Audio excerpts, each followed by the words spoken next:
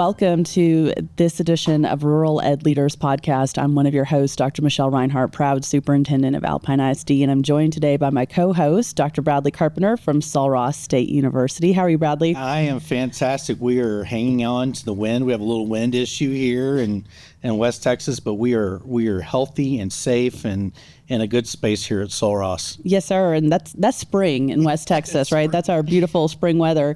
We are excited for today's show, where I'm going to get to introduce our listeners to Miss Jaime Clark, who's the superintendent of Henrietta ISD in Henrietta, Texas, which is a small town east of Wichita Falls here in the great state of Texas. Let me tell you a little bit about Jaime and the great work she's doing. And then I'm just so excited for our listeners to get to learn from her expertise. Here on Rural Ed Leaders, we're all about equipping and empowering rural education leaders to lead on behalf of their kids and their communities. And we love to bring to you amazing examples of people doing just great work for the children in their communities. And that is truly what Jaime's all about. So I'm excited for y'all to meet her. Let me tell you a little bit about her. Jaime previously served as the chief of elementary schools at Lewisville ISD. And if you're not listening from Texas, that's a much bigger school system. So we're going to have some questions about that today. And then near and dear to my heart, she was a former high school math teacher, which is where I started my teaching career. And she's also a volleyball coach. Jaime, I am looking for one of those. Oh, If you want to come back to Alpine, Texas, let's talk later. Jaime's a two-time graduate of Tarleton State University here in Texas, where she received her Bachelor of Science in Exercise and Sports Health Studies, and also a minor in mathematics. Let's go. Also received a master's degree in Education Administration. She earned her superintendent certification from the University of Texas in Tyler in 2019, and has been doing an amazing job leading Henrietta. I'm just so excited to welcome Jaime here with us, and for her to be able to share some of her expertise with our rural ed leaders as well. Welcome, Jaime.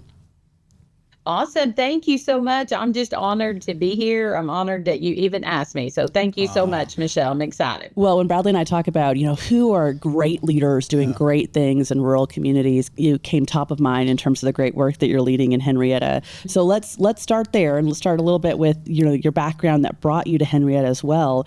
You've been in large urban, suburban systems, now leading a rural district as well. You know that rural districts often have limited resources compared to our urban and suburban peers. Jaime, we've done work together on some specific underfunding issues that underfund both Henrietta and Alpine, and we're seeking legislative solutions for those. But Jaime, when you think about, leading in a place that some may see as having limited resources, if we're only kind of looking through the financial lens, what's worked? What strategies have you found most effective or successful in terms of scaling excellence in a rural district like Henrietta? Well, I think for us, what I've really realized, especially moving from Lewisville, is that number of about 70% of your staff in a rural district, they have roots here. Mm-hmm. And so when we started to think that way, 70% of them are either already here or they're in high school and they're going to come back here. Then how do we work on that area? So we have a grow your own that we do ourselves with our paraprofessionals. We give them a stipend to be able to, they are going back to school. So we're helping with that for them to go back to school. And then we were really quick to go out, and we heard at a small schools network about the P-TECH program. So we are implementing the P-TECH program in teaching and learning so that our students are motivated, because we'll be able to pay for their dual credit classes, and they'll be able to graduate with an associate's degree to move into teaching and learning. So we're trying really hard to go, we know these are the next teachers that are already walking the halls of our school. How do we help them to get there quicker? So I love that. And that's such a good twist on, when we talk about resources, we're often thinking about money, right? And lack of money. And there's not the same scalability in small rural schools, right? And so how expensive things can be to do, et cetera. But you're really kind of reframing that in terms of there are so many other resources that exist in unique ways in rural schools, like this idea of, our people are deeply rooted here and love being from here and serving here. And so how do we see that as a resource that we then cultivate that maybe isn't experienced in the same way in some of the larger districts in the state? Yeah, the value add. I mean, And, I was talking to Jamie before we started, and we're all from educators. We're all educators, and we have a lot of education needs. And can y'all talk a little bit about P-TECH for those people that don't know about P-TECH that may be listening to this at a later date? Yeah, Jamie, start us off with that. Sure. Yes. So the P-TECH program is really an early college, high school concept. And then there's kind of, the way I understand it really is there's kind of two avenues. One, you can say, your juniors and seniors, you're just trying to get them into an early college kind of collegiate academy. Mm-hmm. And then there's this other route of you have a real need in your area. And so you're targeting that area.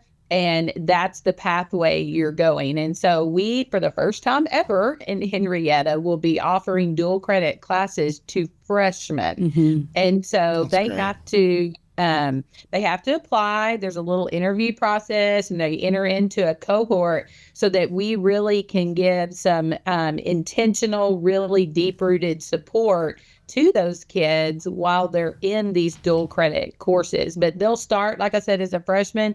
By the time they're seniors, they'll be taking more courses, and they'll graduate with an associate's degree. And that is fantastic. We're really excited about that. And then, of course, when that happens, I'm selfishly doing it for teaching and learning, right? Sure. Because I'm trying to recruit those next teachers. But we have a small hospital in Henrietta. And so they're like, hey, we have a need of nurses. And so we're already looking at the next program of how do we help and support our community through this program. I love that. If I can build on that for just a second, I think this is a great example of how in the midst of state level and really national challenges, around teacher shortage, around rural healthcare workers, et cetera, rural schools aren't just sitting back and saying like, oh, can't wait till the governor or the president solves that, right? Instead, we're like, we can solve it locally here, right? We, how can we go and learn from another district that's doing something in that space? How do we bring those solutions back here? How do we customize it? So that hey, we can't necessarily solve the statewide teacher shortage or the statewide rural healthcare shortage, but we can make an impact on that here and then be a model for other rural places to follow as well. And so I just love that. Let's go get it. Let's make some things happen. Yeah, waiting is not an option for school districts today. Right. So Jamie, just as a follow-up, is that in partnership with the local university? Are you working specifically with the local university? So we currently have an MOU with several universities, Midwestern, even Tarleton. We have some of our ag classes there, but Vernon College is who we use the majority of our dual credit courses with. And so we partnered with Vernon College, and they've been really supportive in helping us get this off the ground. And then, of course, I have to give a shout out to DEA a little bit because they gave us some money. Money matters. So money does matter, because we have found what I have found too. And I told my board this the other day. We were like, okay, that money will help pay for if I have teachers that want to go back and get their master's to be able to teach these dual credit courses.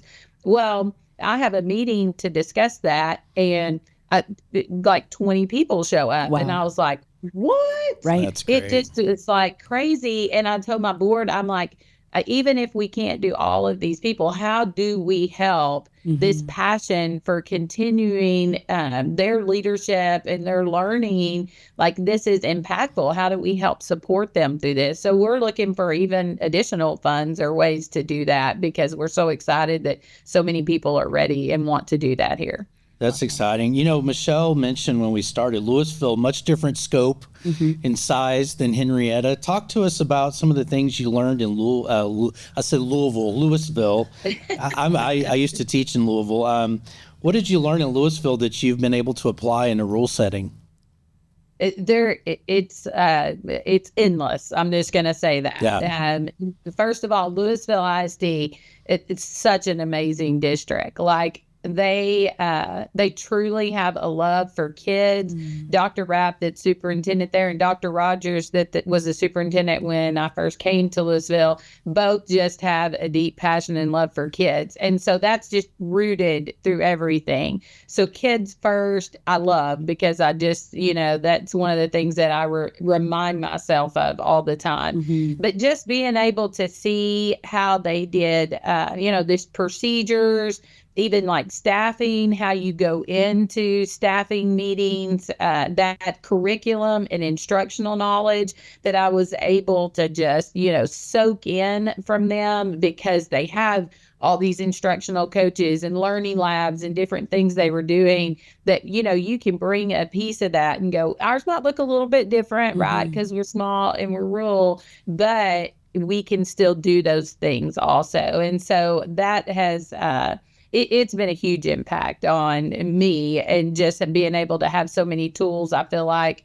because of my time spent there. Love that. I'm going to actually ask the flip side of that question, which, sometimes when rural communities, whether we're talking about school board interviewing superintendent, or we're talking about a teacher and staff panel interviewing for a principal, will be worried about a potential like big school leader coming into the district and think like, will they fit here? Are they going to try to like big city us? Like that's a verb or something, right? But there can be concerns about that. So talk to us a little bit about that, Jaime, and how you've navigated that. What tips you might have for a leader who's like, hey, I came up through a big system, but I see the power and the impact and the joy of leading in a rural place, and that's what I want for me.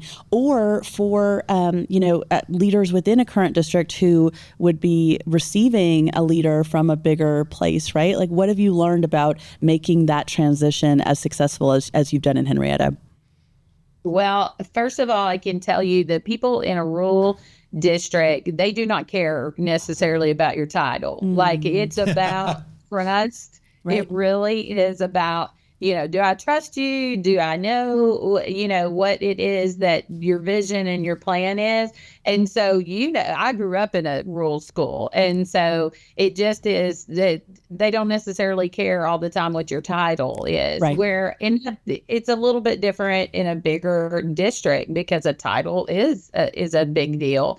And so for me, trusting the board is a big, big part of it, because the board is deeply rooted in the community. I'm new to the community, even though I grew up, 20 minutes from here. Right. I'm new, but those 7 people are not. And so there was a lot of research on my part to know that I knew coming into it that we had an alignment in how we kind of saw things. And that doesn't mean that we agree on everything all the time, but I could tell very quickly by interviewing and being with them that they were going to come together and do what was right for kids. And so I would say get to know the people in your community quickly. Like, as soon as you get there, get out. You got to be at those ball games. You got to be, out talking to people. And I have found that through social media has allowed even some conversation starters with people I don't know. So I am a big believer in posting things, because I just don't think people always see what happens, positive things in a public school, right? Absolutely. So I started a little superintendent update page, and I just post a lot. Why? We'll find that people will come up and talk to me about, hey, I saw that, that happened or whatever else. And so that has really helped me to get rooted in this community also, which is just a precious place. I mean, as most rural school districts do, they have a deep love for their school, because that is the heart of the community. Right? Absolutely. Jaime, I got to tell you, my eyes lit up when I saw your elementary background. I'm a former elementary principal. I personally think some of the best teachers in the world are in elementary, specifically pre-K and kindergarten teachers that have to have every second of every day scheduled and have to have kids engaged all day. Right. So talk to us a little bit about what you learned, leading multiple elementary schools, and how does that translate to your leadership for an entire district? Well, I think that I will say all the time that, my time as an elementary principal was absolutely some of my favorite moments. Yes, ma'am. And I was an elementary principal through 2020. Yeah. Bless you. Bless your heart. Yeah. Right. So it was challenging times, right? But the energy that you get from the community, the kids at an elementary, they just get excited about everything. Right. Literally everything. Yes, ma'am. But it also reminded me a lot because I was a secondary teacher and I wasn't in the secondary administrator also, is that you have to have fun. Like Yeah. school should have deep rooted joy, whether you're the teacher, the staff member, or you're the kid. Like sometimes I think we forget that we're creating core memories. And it's unfortunate, but not always that, day in math class or whatever is a core memory for them, right? Right. But how do you create that more core memories and a love for learning in kids when they are young like that? They come in just eager, and how do you keep that going with also meshing it with, you've got to have you've got to do some learning. You've got to have a love for this. You may not love math, but here's the parts of math that we can find that you love, so that they're excited throughout their career in their school. So Love that.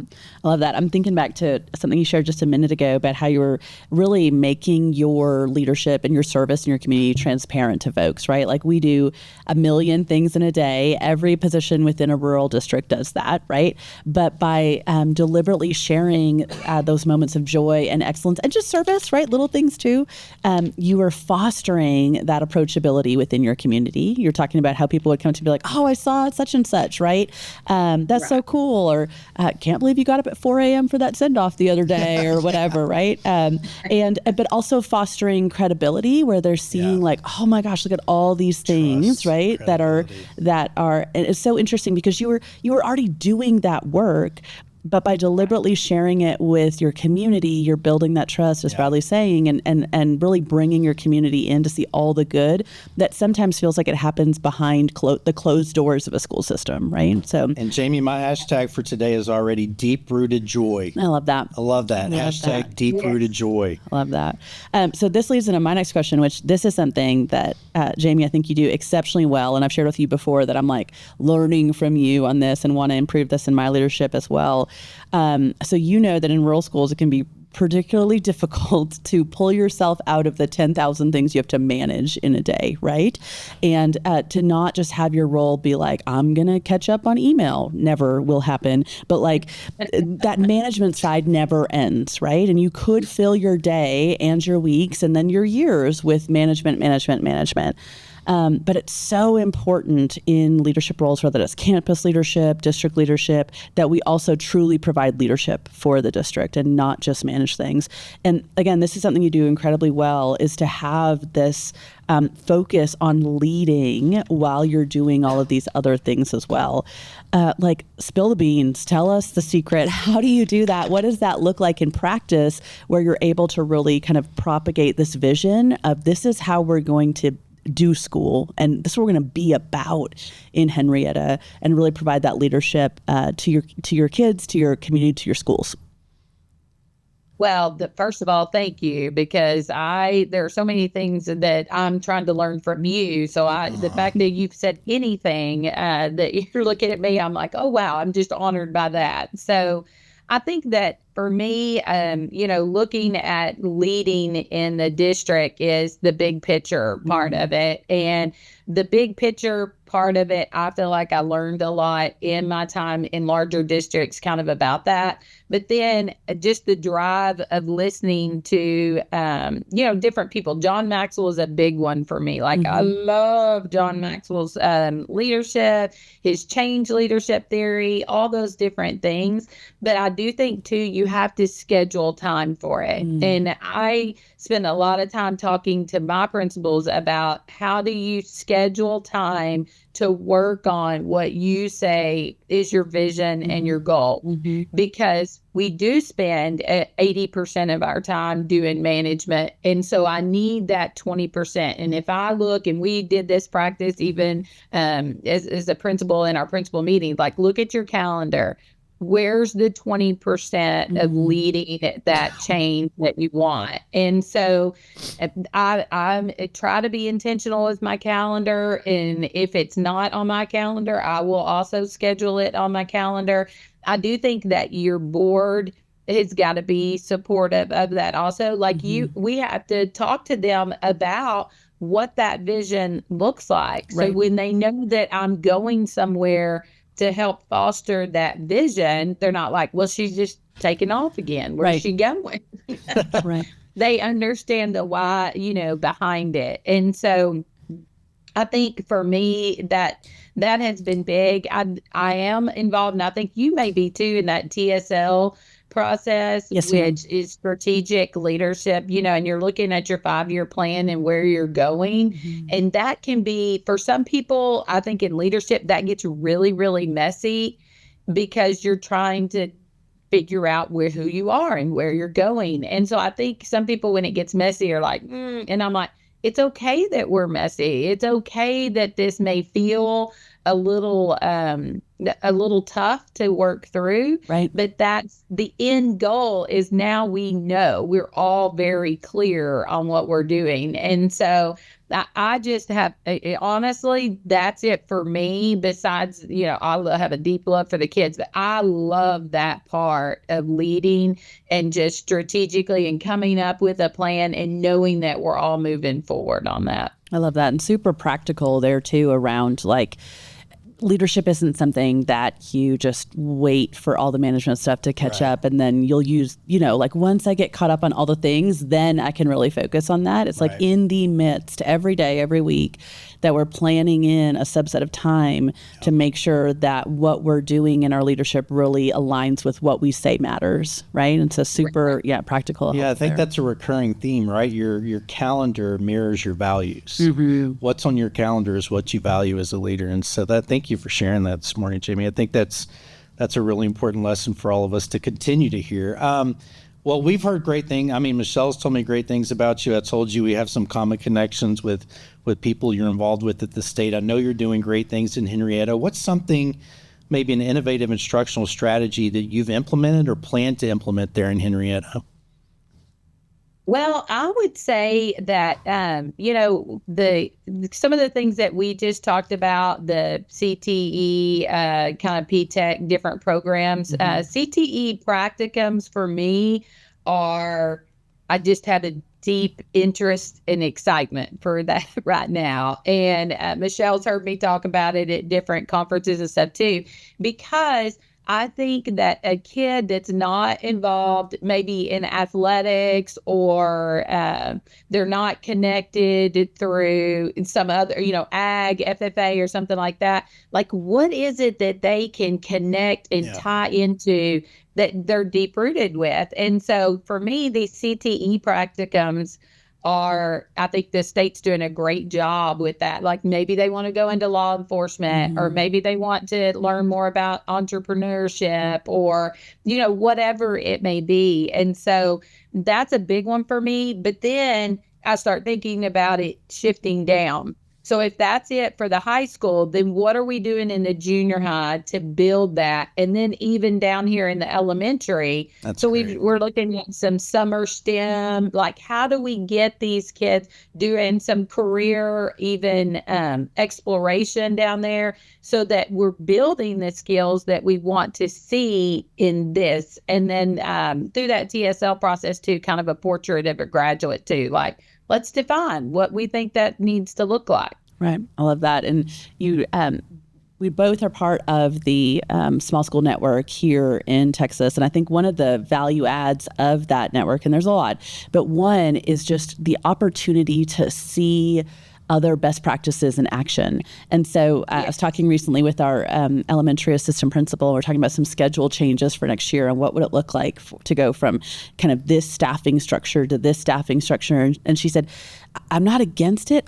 I can't envision it yet. I can't see what it looks like, right? And so talk to us a little bit, if some of us are listening and thinking, CTE practicums, like how do you do that in a smaller district, right? Like we don't have enough businesses or we don't have that. I mean, cast a vision for us. Tell us a little bit more, peel back the curtain about like, how did y'all make that happen? What does that look like? Because oftentimes it's just seeing another version to be like, we could totally do that here, or we could do something just like that, but tweak it this way. So what does that look like in Henrietta, and how have y'all kind of made that happen? So we have, I'm probably one of those people that I jump in both feet and then go, "Ooh, how'd I get here?" Who did this? Who did this to us? Some of my people would probably say, "Whoa, let's learn a little more about it." I'm like, "Yeah, let's just do it and figure it We'll out." learn along the way. We'll figure it out. Let's go. You're right. You're right. So we jumped off at first, the first semester with really, honestly, selfishly, we needed some help. Like we wanted to do a lot of things through PR and our social medias. We tried to ignite our social medias across the board here. Well, when you wear 14 different hats, that's hard to do. And we have some kiddos that are super talented. Right. And so they, just starting to talk to their parents about, is this something that your kid, oh yeah, my kid, that's something they want to do when they go to Texas A&M, or they're interested in this in marketing. Okay, we don't have an exact plan, but how do you feel about your kiddo going into this class? And we will work with them to develop a plan as we go. Absolutely. We think that's great. And so that's how we started. And then the second semester, and I'm a big believer that I have to model it. So I will tell you, I took that kiddo on. Right. That kiddo was meeting in my office, which bless her heart, I probably wasn't here, half the time, but she would have to meet with my chief learning officer or someone else. Sure. But after modeling it, then the high school's like, oh, we want one of those students. And then my AD, he said, we need help with our trainer. Like we don't have a full-time trainer here. So everybody was just identifying a need and going, okay, are there some practicums? And they still have their program of study. A lot of times they're able to venture off a little bit into something different for a practicum. But really, honestly, we just said, what's a need? What do we need help with? What do our kids have interest in? And now let's explore those practicums to see. Now my chief, I'm a police department of one in Henrietta because yes, ma'am. We do not have a police department in our town. We just have the sheriff department. And so I have a chief of police of Henrietta ISD. And now he's like, hey, we have a lot of kids that are interested in law enforcement and being in the fire department. And so now he wants to teach a class. And so I just think it continues to grow, but I do believe my heart of heart says that I have to model it first and say it can be done before I ask someone else to do it. Right. Such a great example too of like a win-win, right? Of like you said, these are local challenges within our schools. We're like, man, we're so overwhelmed. We want to post more to social media, but like who has time? And it happens one day a week or something.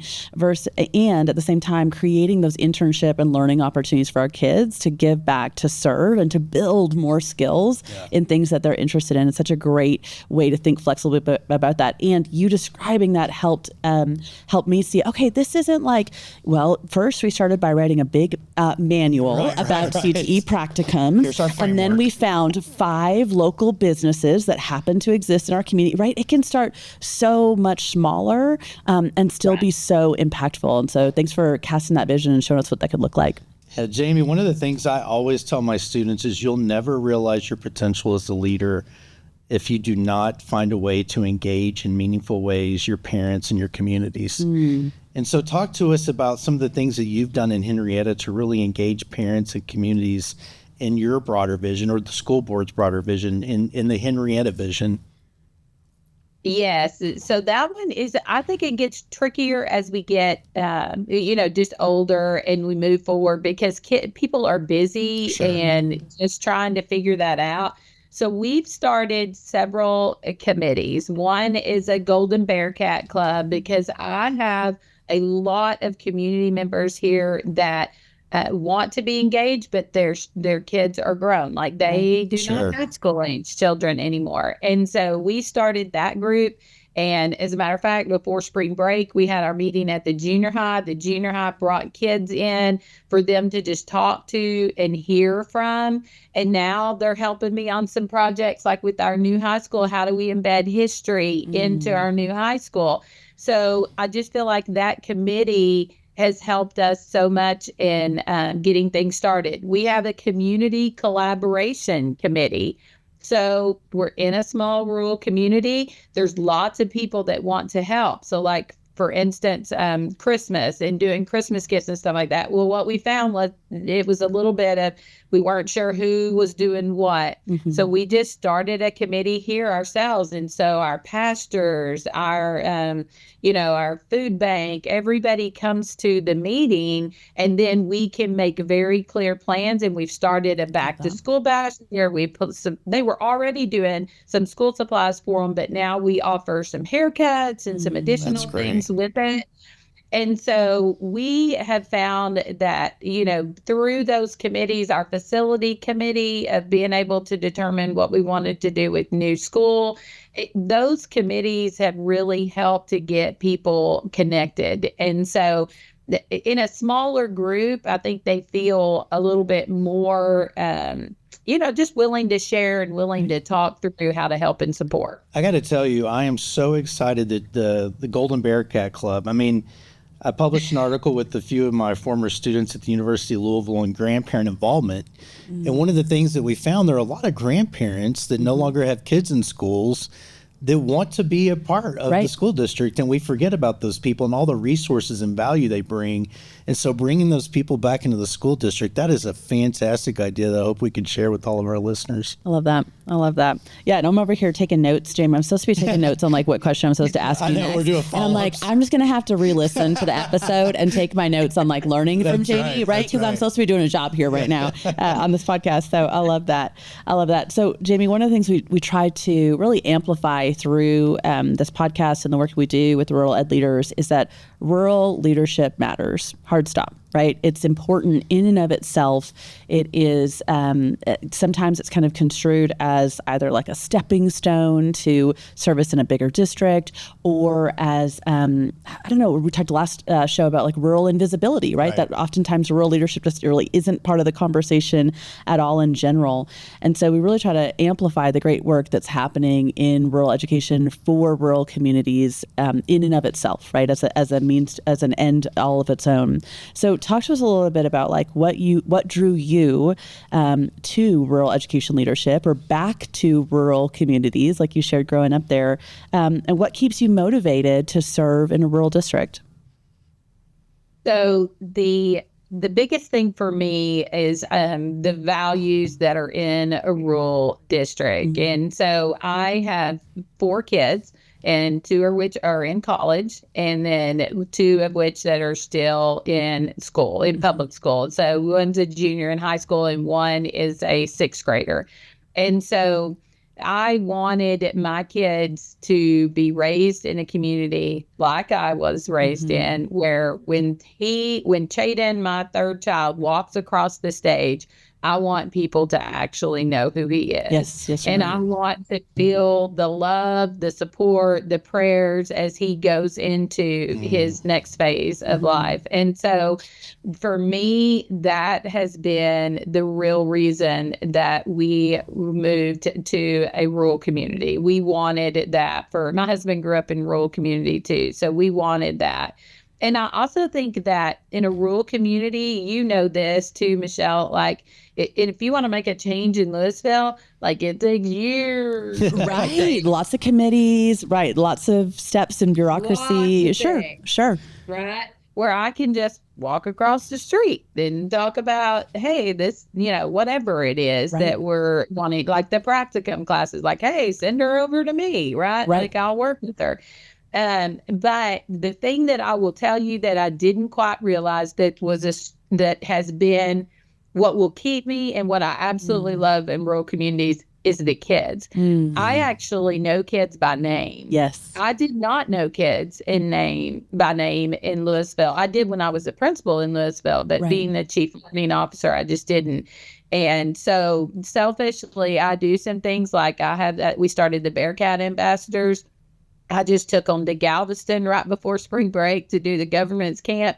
And I tell my board all the time, I'm being a little selfish with that because I absolutely love that time. Right. Because I got into education for kids, but sometimes the more you're, in leadership, you're just reserved, you're removed from that a little more, and you're with adults more. So I love the small rural community because I am still able to be around kids, know them by name, and know exactly what they're doing in life, and Right. and all these different things. So I love that. We talked last show about one of the definitions of rurality that doesn't define rural as just like not urban, right? As the opposite of something, but really kind of defines rural like from its own characteristics, if you will, right?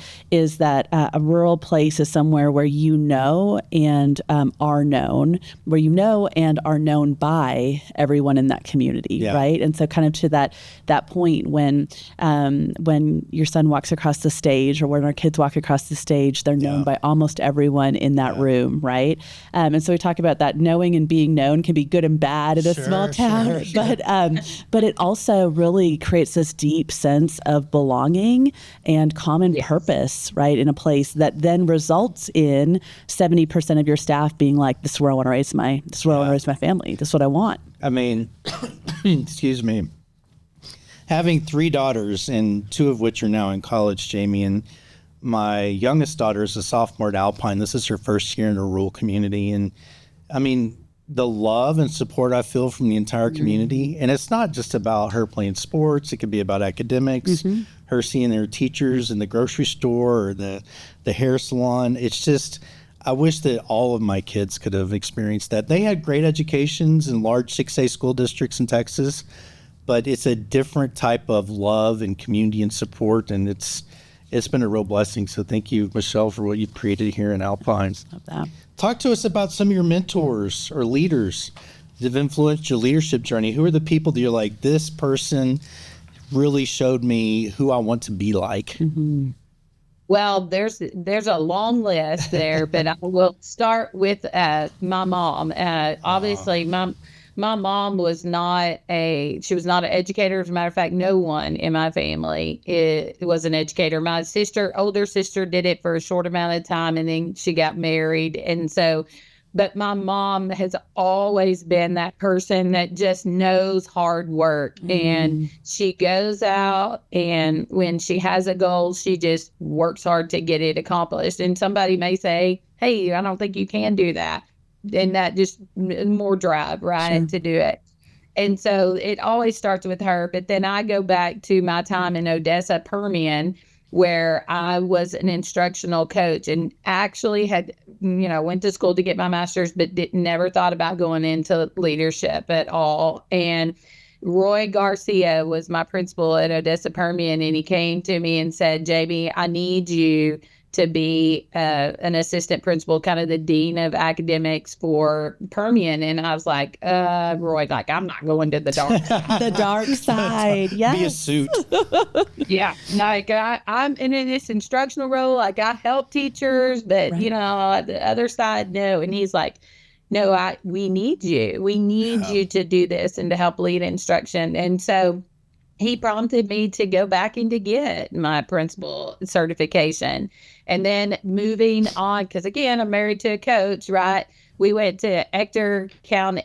We left Ector County and moved into Eanes ISD. So we were at Westlake. Yeah. And Nola Wellman, I will never forget, because there was a change in coaches, and she came to me, and I'll remember the exact spot I was at Westlake, and she said, "You have the leadership skills to be a female leader in education." And I said, what are you talking about? Like, I don't even know what you mean by that, and she just pointed out some skills that she saw in me. And so I know for me, that was huge. Like, how do I turn around and try to do that for somebody? Because that is something that changed my whole pathway in what I was doing in leadership. And then, of course, when we were in Palestine, Jason Marshall allowed me to come in. He said, hey, let's help support you get this superintendency if that's something you're interested in.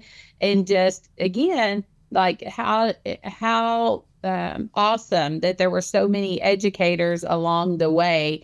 And even with my last stop with Dr. Rapp, when I went in, because I honestly thought when I went to this interview, I thought this is going to be a great learning experience for me. There's no way I'm going to get the job the first place I actually interview for. And so when that happened and it was so quick, I went into her and I was like, oh my gosh, how's she going to respond to this? Right. And so gracious. It was like, Jaime, we need people like you leading school districts. Right. How can I help you? How can I help you do this?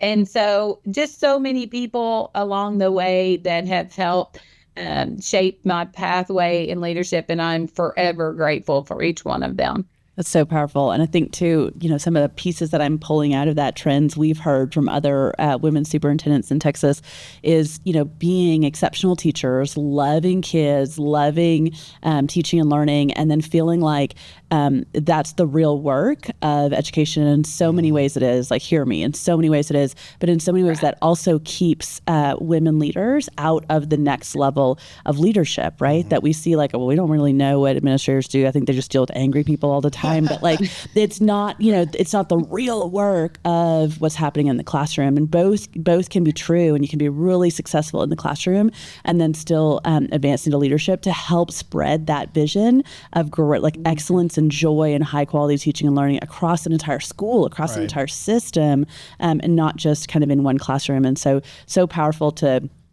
see that journey from you, but also that people who, spoke truth into your life at those key moments to say, I see this in you and all of the skills that you bring to this area. Imagine, what that will look like with larger impact at the campus or district level too. And maybe for our listeners, the two of you can kind of talk about some of the networks that have been created for women in leadership in Texas. I mean, we talked about earlier before we started our common connection of Dr. Amy Sharp, who was a dissertation student of mine at Baylor. What are some of the things right now that if young women that don't really know about leadership or kind of are put off by it, that really have those potential skills to be amazing, what can they tap in today to help them grow along that path? Right. I'll start us off, and then Jaime, feel free to jump in as well. Here in Texas, we have the Texas Council of Women School Executives, TCWSE. From a classroom teacher who is a teacher leader, right, doesn't need an official title to have that. Assistant principals, central office staff, ESC personnel, up to the superintendency, up to higher ed. An amazing network of women really focused on just but really supporting and empowering the great leadership that's happening in many women leaders across the state. So that's a great organization for that. TASA, the Texas Association of School Administrators, does so much great programming and highlights the great leadership happening from so many leaders across the state of Texas as well. And so those are two groups that really in Texas for me have helped kind of see what's next and what's possible and equip me for that next level. I really think it's about, building relationships and connecting with folks who are doing great work in, whatever that next level role might be for you. I remember I think we talked about this last show, but when I was doing my doctorate, I felt like I don't know what I want to do, but I really want to have like an impact in rural communities. But like not the superintendency, I don't know what they do. That sounds like no fun. And then I had the opportunity to actually intern with a superintendent and, work on some projects and things like. I was like, I see a totally different side of this than what I thought this role was about. And so there can be so much power in just kind of seeing behind the curtain and interrogating some of the misconceptions we might have about certain roles. But Jaime, what would you add to that about, aspiring women leaders here in Texas or across the nation? What are some kind of next steps to see themselves in the next role? Well, you mentioned two great organizations that I love, and TEPSA is still one of them. I was an elementary principal, and TEPSA still will reach out to me about coming back and doing things. But I think that at least for me as a female, I had lots of doubts about my own leadership as a woman. I mean, I still, in Region 9, all the superintendents, which, we have a large group, there's only 4 females in that entire group. And so I would say find a group that build you up and it helps you to see your skills, because I think that no matter what network it was, if I didn't have people along the way doing that, my own brain would have said never to apply, never to reach out into this role. I know I have a friend that's, she's in Abilene, and she reached out and said, can I come walk and model with you for a day? And I'm like, absolutely. Right. Because they're intimidated by the financial part of being a superintendent, or maybe, I don't know, all the facility parts. And I don't know all of that either. And I'll be honest with you, in a rural district, there are times that I contract out with somebody, Absolutely. like we're building Gone. I contract out with a project leader that I need you to tell me, and I need you to, and sometimes I may ask a dumb question because I really don't know what that is. Sure. Like,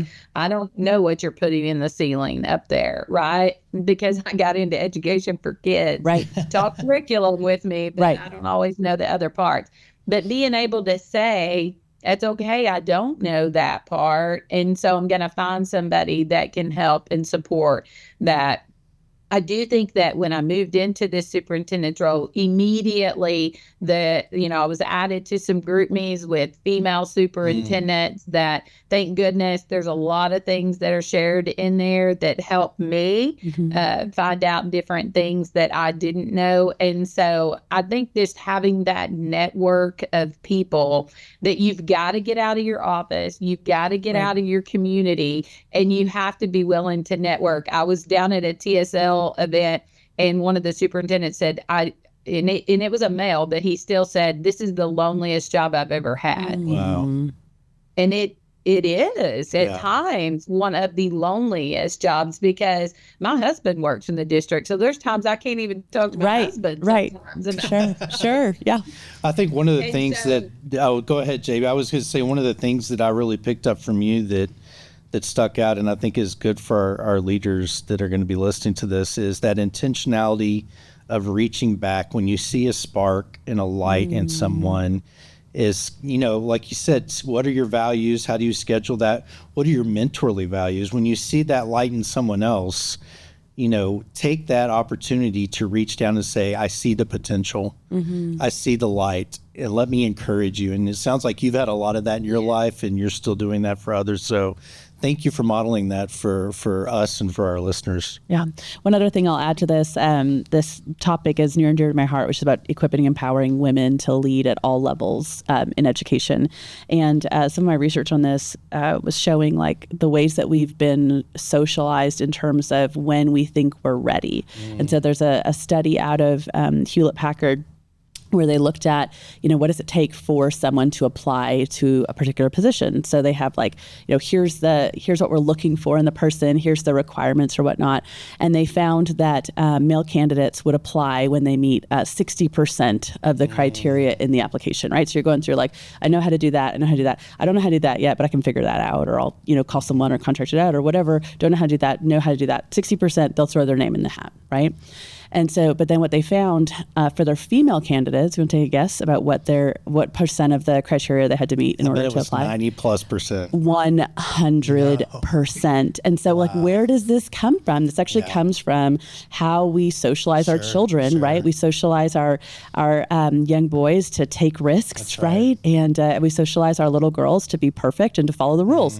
And so then as young adults or as adults, women are looking at a particular position and they're thinking like, yeah, I know how to do that and that and that. Oh my gosh, but that 17th bullet point on page 4, I don't know how, I don't know how I'm going to do that part, right? So I'm not ready. And so one of the things that Hewlett-Packard found from this study is this idea that it's not that male candidates were more qualified for positions, it's that women candidates were waiting until they were perfectly qualified to even apply, right? And that's just not realistic. There are things that like, Jaime, you didn't know about this role, I didn't know about this role till we were sitting in the seat and had to figure it out. And I think back to, when we were first year teachers, Jaime, man, the things we didn't know, right? And probably you too, Robin, all of us, right? Like we worked our tails off as first year teachers, but then as fifth year teachers, we looked back and we were like, bless those children. I am so sorry. My trial kiddos. I didn't know what I didn't know, right?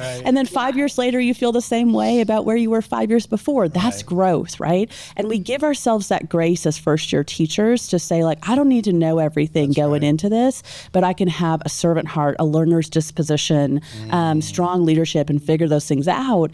And we see that kind of in the entering teaching side, but we don't always as women see that in whatever that next level of leadership is. I don't know if I'm fully ready to be an assistant principal or be a principal or a superintendent. And so that's something that has really kind of encouraged me to think about. You don't have to be perfectly qualified to throw your name in the hat. And oftentimes that's what's keeping us from our next level of leadership and impact. No, it's I'm so glad that we're talking about this today. As somebody that's transitioned from K-12 to higher ed, I mean, these are things I think about when I'm teaching future principals and superintendents, is calling out that there are gendered differences. Right. And showing that to the entire class. And it really, for those people in higher ed that listen to this podcast, it's a great reminder of we have a responsibility in those preparation classes to start talking about these issues because they exist in 2025. They will exist in 2028. Right. But, there are studies out there that show this. There are great examples and networks to be plugged into. So I appreciate both of y'all for kind of reminding all of us that that's an important piece of information. Love that. All right, Jaime, wrap us up. And as we wrap up today, we want to try to end each show with like actionable tips. And I know this is a sweet spot for you because there's so many great leadership things we can kind of take from your expertise and spending some time with you. So talk to us about, 2 actionable tips or ideas that you would love to leave our listeners with that will help them improve their rural ed leadership. Well, I think that for me, as you know, share the positive stories, like just put it out there, make people aware of what all is going on and be okay with, even with our legislators, right? Sometimes when they're like, there's bullying, different things happening, like here, point out the positive and how we deal with things like that.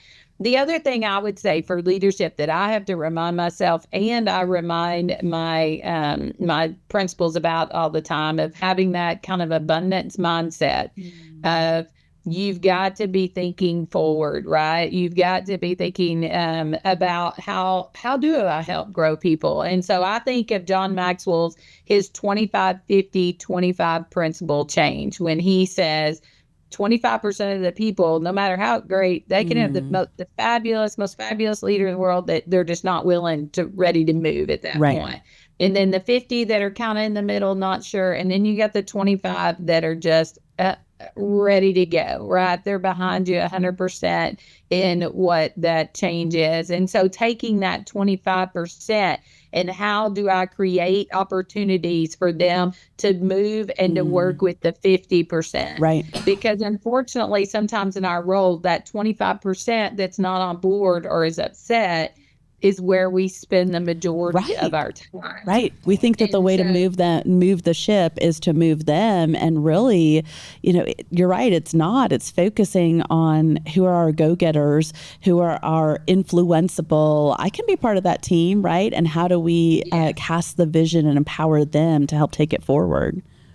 Yes, 100%. And I just think that gives us that abundance mindset that says, hey, this is possible and we're moving forward. And when they remind me of this situation with this one, I'm like, but that's one. Like, let's, I'm not saying you can't just ignore this, but we've got to spend the majority of our time on that. And so I think that for me, in education and in leadership in general, I'm constantly just reminding myself of that.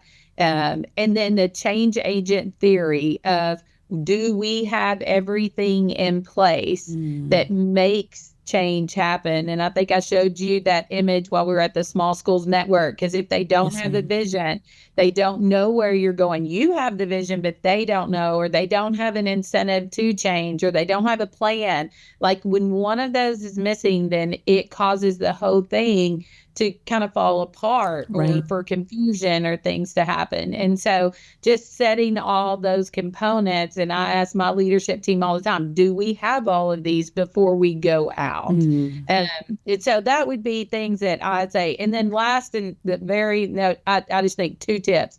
If you notice, and you do, I was told a story, just a few weeks ago about, it was a golf course, and the person was golfing there and they were frustrated because the flags weren't up. And so it just frustrated their game all the way around. And there was 2 workers over there. And one of the workers said, well, I didn't even notice that the flags weren't out, right? I didn't notice. Well, first of all, you have to notice things, right? You have to be constantly looking and notice. And then the other guy said, well, I noticed that, but it's not my job. So he didn't do anything about it, right? And I think exceptional leaders, they notice and they do. Right. And sometimes that means I've got to take my phone and I've got to make notes as I'm walking around to notice and to do and to send something maybe at 10 o'clock at night to that person.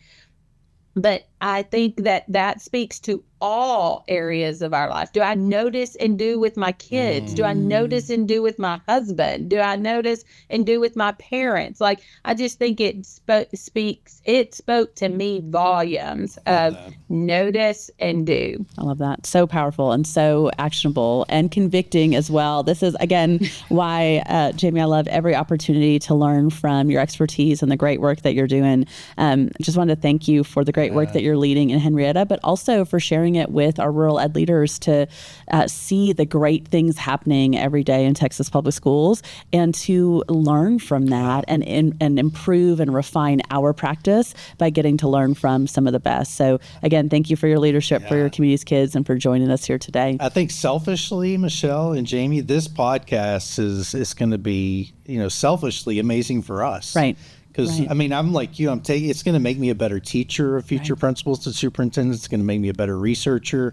And we can continue to pass this along. And I think that our audience, as it grows across Texas and nationally, we can start to create a community of people that are really sharing and building on these ideas. So selfishly, this is amazing. And Jaime, I know it's your spring break, even though you're in your office. Yes. So we hope you get some time to recharge and re-energize, and you're not in your office all spring break. But certainly, thank you so much for being with us today. And if there's anything that we can ever do for you, let us know. Right. Thanks for being here, Jaime. And to our listeners, thank you for your service to the children of your communities. You're doing incredible work as rural ed leaders. All right. Yes, and thank you for doing this to share so that we can continue to learn from one another. So I appreciate y'all and what you're doing because you're really making a mark on our future educators too. So thank you. This is really great.